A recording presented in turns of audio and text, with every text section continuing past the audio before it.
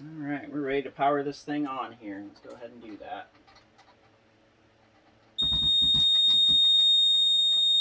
While this thing's initializing, we'll go ahead and make that point. This will be GE Vigilant VS1 system test number 1. I'm going to let it initialize all of its troubles. There should be either 6 or 7 of them.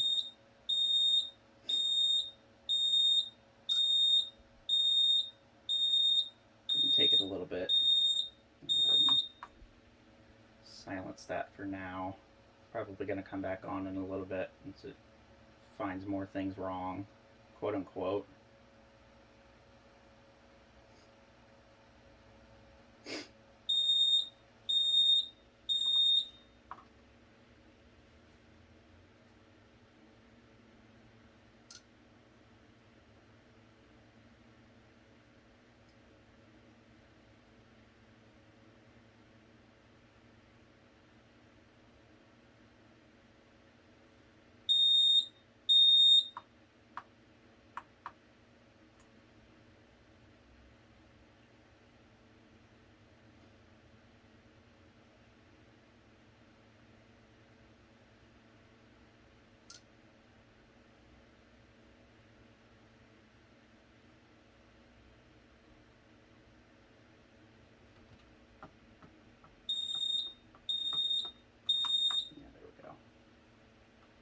Okay, so loop 1 card fault, sorry.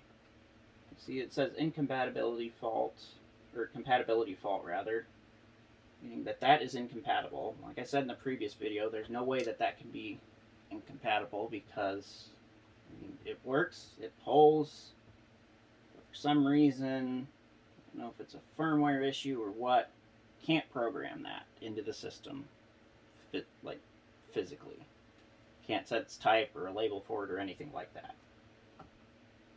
NAC 1 and NAC 2 trouble is because when this panel got shipped to me, it didn't include any resistors. No idea why they didn't include any resistors, but whatever. Internal fault says software error.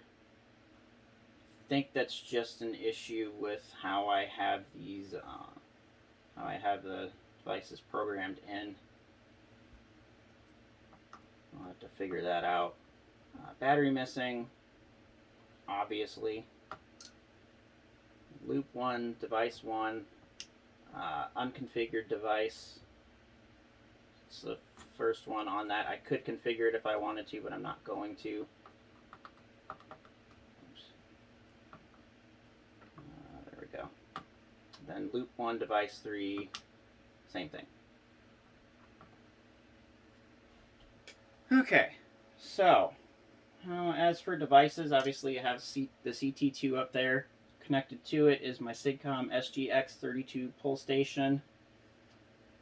Notification appliance is my G1AV RF set to temporal, low volume, 15 candela. I think that's pretty much it. Oh, and the NAC that it's connected to is set to Genesis audible silence, as it should be. So let's go ahead and find the key here for this. Key in there before I pull it, and let's go ahead and activate that.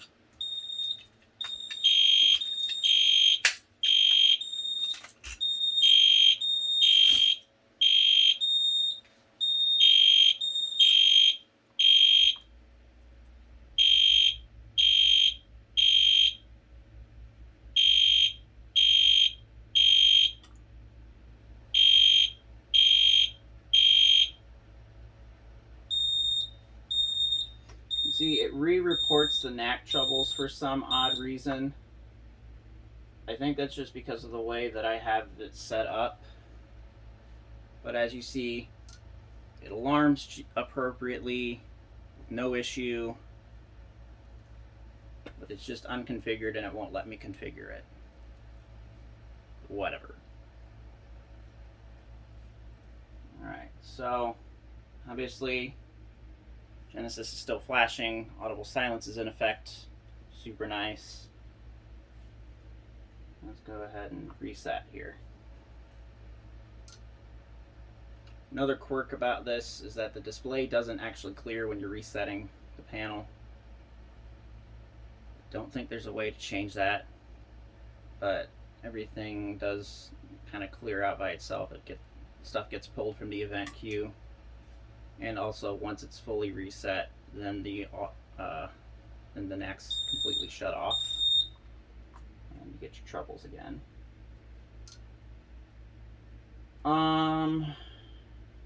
That's that. Let's go ahead and activate a walk test here. So we'll hit the menu button, go to test, walk test audible, enter a password, do a default password here.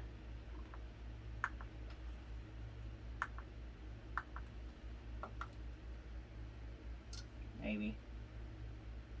I don't know why it sometimes doesn't work. There. Alright, walk test all, start. You get trouble because you're in walk test naturally. Let's pull that key out again, and we'll just do a key activation.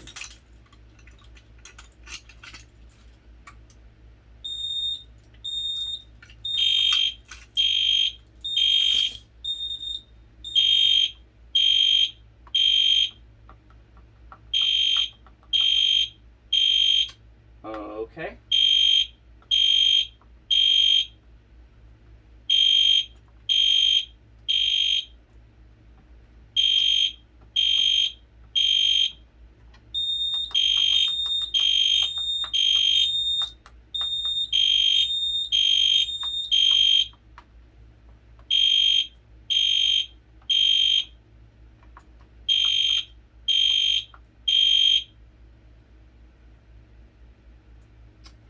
There we go.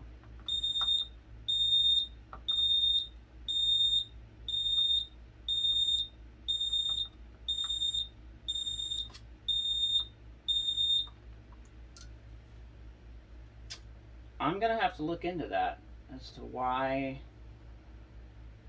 did it do that. Might be because I have it unconfigured, but that shouldn't. I don't think that should matter. It should still. It should still just do basic walk test blast, which I think is like 3 or 4 seconds of audible. Whatever. Like I said, there's a bunch of quirks that I'm still trying to figure out with this panel. It's probably going to take me quite a bit of time to actually figure all this out. Either way, this is going to be the end of the GE Vigilant System Test 1. Rate, comment, like, subscribe. You know the drill. I'll see you guys later.